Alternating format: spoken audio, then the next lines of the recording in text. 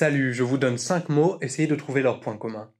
Onirique, politique, phoque, thérapeute, thème. Qu'est-ce qui unit tous ces mots? C'est leur origine lointaine.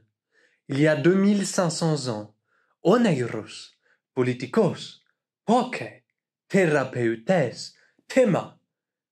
Les ancêtres de ces mots ornaient déjà les lèvres d'une communauté d'hommes et de femmes. Sur une île ensoleillée et rocailleuse au milieu de la mer Égée, dans un quartier de commerçants de Memphis en Égypte, ou sur la haute acropole d'Athènes en Grèce continentale, on pouvait entendre une langue dont l'histoire serait longue, glorieuse, illuminée par les rayons d'Hélios le soleil et enrichie par la sagesse d'Athènes. Cette langue, c'est le grec. Et aujourd'hui, nous allons voir quelle a été son histoire.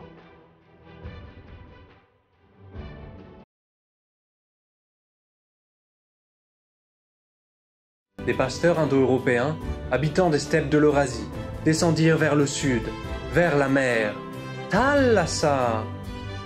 Et en un millénaire, ils érigèrent des citadelles, Mycène, Tyrinthe, tout en commerçant avec la civilisation crétoise, appelée civilisation minoenne, qui habitait les palais de Cnossos. Avant de disparaître, ils développèrent leur civilisation, leur art, leur mode de vie. Peut-être partirent-ils en guerre contre Ilion, l'autre nom de Troie. En tout cas, ils en transmirent le récit jusqu'à nous. Mais pas par écrit. Non, l'Iliade et l'Odyssée ont été couchées sur papier bien longtemps après que les dernières tablettes mycéniennes aient été écrites. De plus, l'écriture syllabaire, le linéaire B, qu'ils développèrent, en s'inspirant du linéaire A, l'écriture minoenne, leur sert à noter les inventaires de leurs entrepôts et d'autres choses plus triviales, à la limite quelques ex-voto. Cependant, grâce à ces textes, on sait qu'il s'agit déjà du grec, de la même langue qui sera plus tard parlée par Aristote, Platon, Alexandre le Grand et Démis Roussos. Contrairement à la langue non déchiffrée écrite avec le syllabaire crétois, le linéaire A, qui n'est sûrement pas une langue indo-européenne, mais à vrai dire on n'en sait pas beaucoup plus. Au contraire, le linéaire B, l'écriture de la civilisation mycénienne, note des mots familiers. Et où sont ces textes? Des tablettes en linéaire B ont été retrouvées en Grèce continentale, à Mycène, Tyrinthe, Pylos et Thèbes, mais aussi en Crète, comme à Knossos et Chania. Les chercheurs estiment que ces tablettes ont toutes été produites entre le XVe et le XIIIe siècle avant notre ère.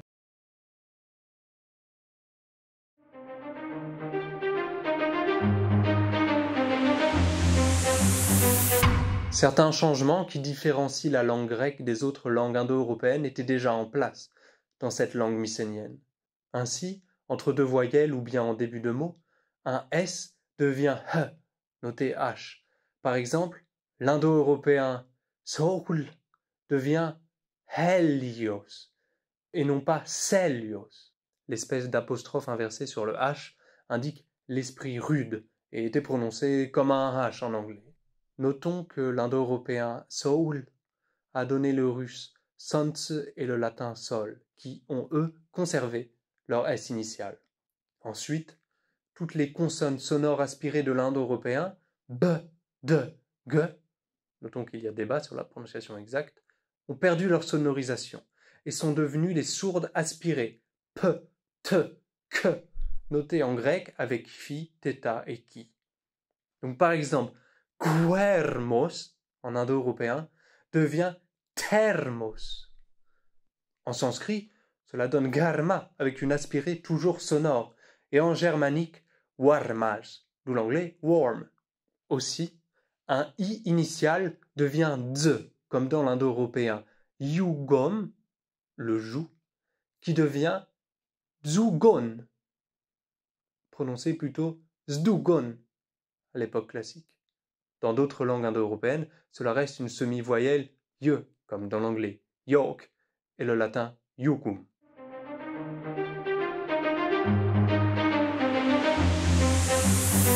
Au niveau du vocabulaire, la majorité des mots sont d'origine indo-européenne et ont des correspondants dans les autres langues de cette famille, comme nous l'avons vu avec l'exemple du soleil ou de chaud. Mais le grec mycénien avait déjà incorporé de nombreux mots non indo-européens dont l'origine n'a pas encore été élucidée. S'agissait-il de mots venant de la langue parlée par les Minoens? Ou bien d'une autre langue indigène à la Grèce prédatant l'arrivée du grec?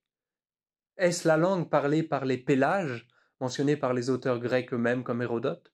Nous ne savons pas encore d'où viennent ces mots comme thalassa par exemple, mais ils ont souvent une forme caractéristique, avec par exemple des finales en tos, intos ou ttos, et parsèment la topographie de la Grèce.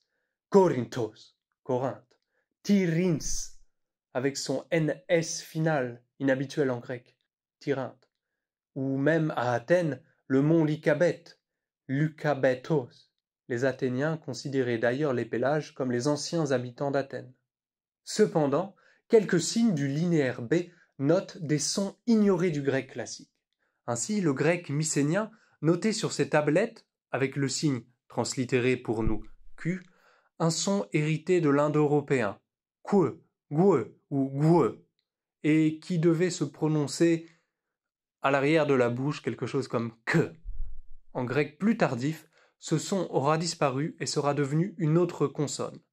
Par exemple, le mot noté ko ou ko-ro, probablement prononcé comme kuokolos, deviendra boukolos. Ce que devient b.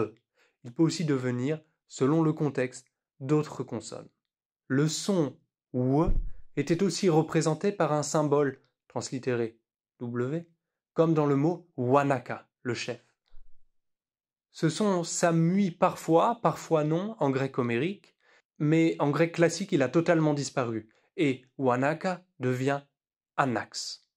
Ainsi, le grec qui résulte de ces changements est bien une langue indo-européenne sur le point de vue grammatical, mais possède déjà ses propres évolutions de prononciation qui la singularisent des autres langues indo-européennes comme le latin ou le sanskrit, et a reçu l'influence d'un substrat que nous nommerons pélagique, faute de mieux, dans son vocabulaire.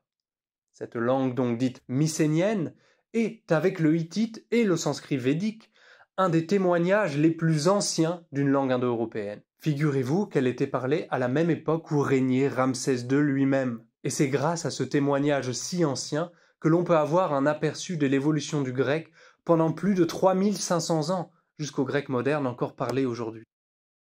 Dans la prochaine partie de cette série, nous verrons le grec homérique, une langue poétique qui fait la jonction entre la langue mycénienne et la langue classique, tout en ayant un grand nombre de particularités propres. C'est la langue dans laquelle, par exemple, l'Odyssée et l'Iliade ont été écrites. À la prochaine!